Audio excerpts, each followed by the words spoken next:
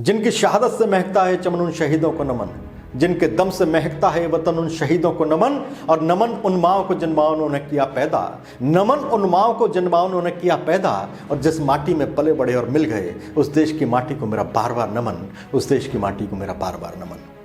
नमस्कार दोस्तों, मैं विकेश भारती, मोटिवेशनल स्पीकर और ट्रेनर, NLP कोच और साइकोलॉजिस्ट आपका हार्दिक स्वागत करता हूं। दोस्तों, 16 दिसंबर हर साल आता है और हर साल यह दिन हमें आशा, उम्मीद, प्रेरणा और देश प्रेम से भर देता है। यह वह दिन है जब भारतीय सेना ने अपने विजयश्री का परचम फहराया था। यह वह दिन है जब भारतीय सेना ने पाकिस्तानी सेना को अपने सामने घुटने टेकने पर मजबूर कर दिया था। जिस दिन पाकिस्तानी सेना को करारी हार का सामना करना पड़ा था। जनरल नियाजी के नेतृत्व में 93,000 सैनिकों ने, 93,000 पाकिस्तानी सैनिकों ने भारतीय सेनाओं के सामने घुटने टेक दिए थे, आत्मसमर्पण किया था। इसलिए इस दिन को विजय दिवस के तौर पर मनाया जाता है। इस युद्ध की पृष्ठभूमि केवल इतनी सी है कि पूरी पाकिस्तान के लोगों को पाकिस्तानी सरकार और सैनिक बार बार तंग करते थे, उनके साथ अन्यायपूर्ण बर्ताव किया जाता था। इस बर्ताव के खिलाफ पूर्वी पाकिस्तान के लोग असंतुष्ट थे, उनमें गहरा असंतोष था। वे लोग बार बार भारत से मदद मांगते थे। पंचशील समझौते के तहत भारत ने इस मामले में तब तक दखलंदाजी नहीं की जब तक कि पाकिस्तानी सेनाओं ने भारतीय स्थानों पर आकर गोलाबारी करना नहीं शुरू किया। 3 दिसंबर से युद्ध प्रारंभ हुआ और केवल 13 दिनों में भारतीय सेनाओं ने पाकिस्तानी सेना को करारा जवाब देते हुए पाकिस्तानी सेना को आत्मसमर्पण के लिए मजबूर कर दिया था। इसीलिए विजय दिवस को मनाया जाता है। इस युद्ध में लड़ते हुए लगभग 3800 भारतीय सैनिकों ने शहादत को प्राप्त किया और करीब 10,000 से अधिक सैनिक घायल हुए थे। इन 3800 सैनिकों की शहादत का परिणाम है कि यह विजय दिवस हमें मनाने को मिलता है। और इसी के उपलक्ष्य में एक स्मारक बनाया गया जिसे अमर जवान ज्योति के नाम से जाना जाता है।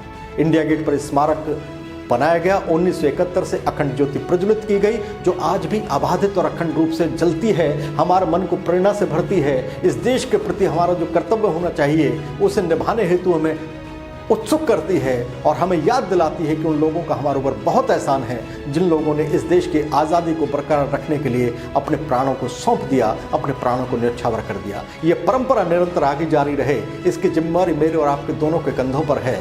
मैं अपनी जिम्मेवारी इस वीडियो को बनाकर पूरी कर रहा हूं और आपसे निवेदन करना चाहता हूं कि आने वाली पीढ़ियों तक ये वीडियो पहुंचे, वे लोग भारत के गौरवमयी इतिहास के बारे में जान सकें कि विजय दिवस क्यों मनाया जाता है, और उनके मन में भी प्रेरणा जागृत हो कि जब जब ऐसा अवसर आए, जब देश और खुद में से किसी एक को चुनना हो, तो देश को जिंदा रखने के लिए हम बेशक प्राणों की आहुति दे दें, तो पीछे ना हटें ऐसा काम करने से।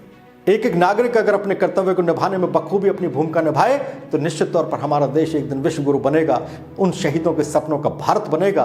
उन शहीदों को श्रद्धांजलि देते हुए कुछ पंक्तियां मेरे पास हैं। मेरे शब्द छोटे हैं, मेरी कलम बौनी है, लेकिन मैं प्रयास फिर भी करना चाहता हूं। ये शब्द आपको अगर अच्छे और सच्चे लगे तो इन्हें आगे पहुंचाने का काम आप कीजिएगा।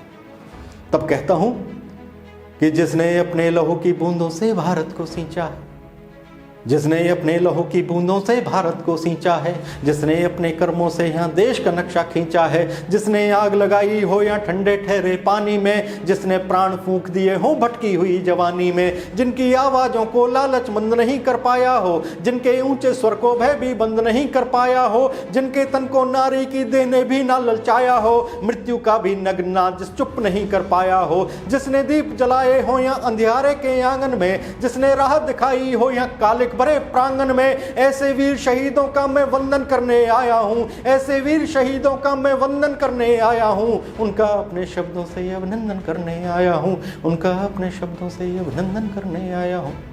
आप सभी देशवासियों को एक बार पुनः विजय दिवस की हार्दिक शुभकामनाएं। हमारे मन में, आने वाली पीढ़ियों के मन में शहीदों के प्रति सदैव सम्मान बढ़ता रहे, इसी आशा और उम्मीद के साथ अपनी वाणी को विराम देता हूं। अगली वीडियो के साथ आपसे फिर मुलाकात करूंगा। तब तक के लिए विकेश भारती को दीजिए इजाजत।